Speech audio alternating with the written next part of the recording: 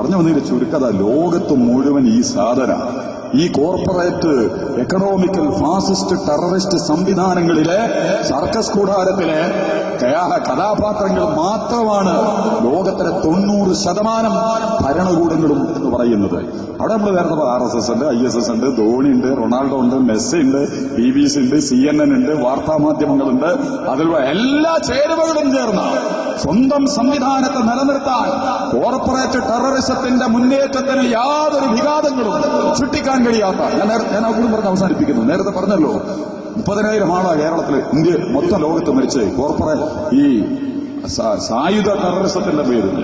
പക്ഷെ കേരളത്തിൽ മാത്രം ഇപ്പോ BJP ഭരിക്കുന്ന മഹാരാഷ്ട്രയിൽ കഴിഞ്ഞ 6 മാസം കൊണ്ട്, 1.5 കൊല്ലം കൊണ്ട് 786 കൃഷിക്കാർ കെട്ടി തൂങ്ങിയിരിക്കുന്നു, വിഷം കുടിച്ചിരിക്കുന്നു, ട്രെയിനിന്റെ മുന്നിൽ ചാടിയിരിക്കുന്നു. BJP ഉള്ള മഹാരാഷ്ട്ര ഒരിക്കലും ശിവസേനയും കൂടിയിട്ട്.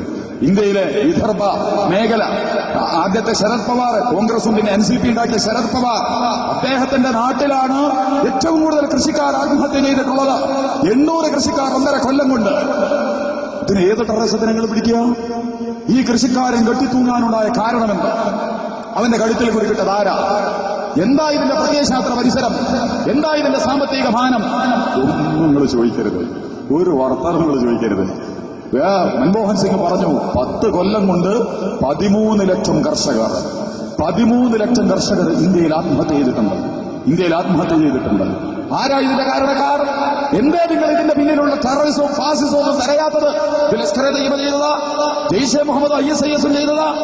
RSSും ഹനുമാൻ സേനയും ചെയ്തതാ? അല്ല.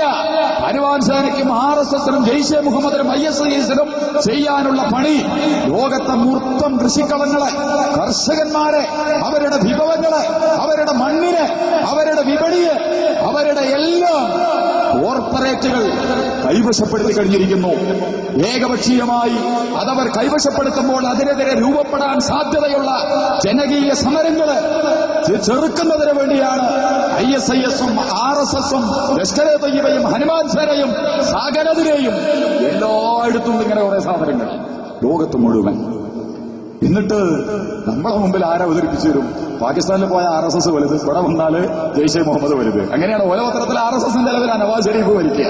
എന്താ ഇതിന്റെ കഥ? പാകിസ്ഥാന്റെ കഥ കണ്ടോലില്ല, ഞാനതിലേക്ക് ഓടില്ല. പൊളിഞ്ഞ രാഷ്ട്രം, മുടിഞ്ഞ രാഷ്ട്രം, മാടമ്പികളും സവർണന്മാരുമായി പാകിസ്ഥാന്റെ സ്വത്ത് മുഴുവൻ കയ്യിൽ വെക്കുന്ന ഒരു ജനാധിപത്യം ഇന്നുവരെ നടത്തിയിട്ടില്ലാത്ത പാകിസ്ഥാൻ.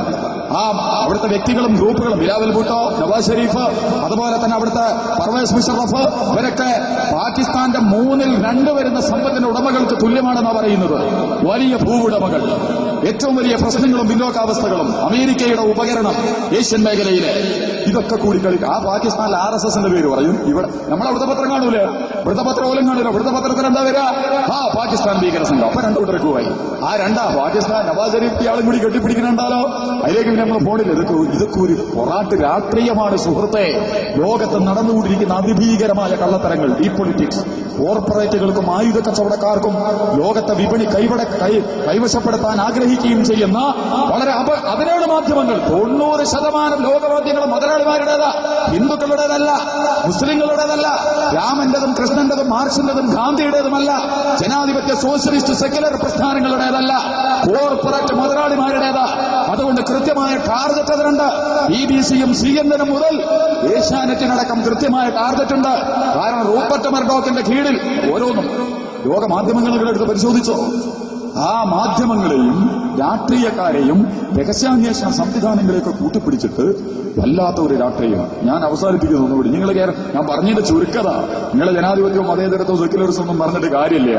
ഇതിനൊന്നും പാർലമെന്റിൽ ഒരു പണി ചെയ്യാൻ കഴിയില്ല. അവിടെ തർക്കിക്കാന്നല്ലാതെ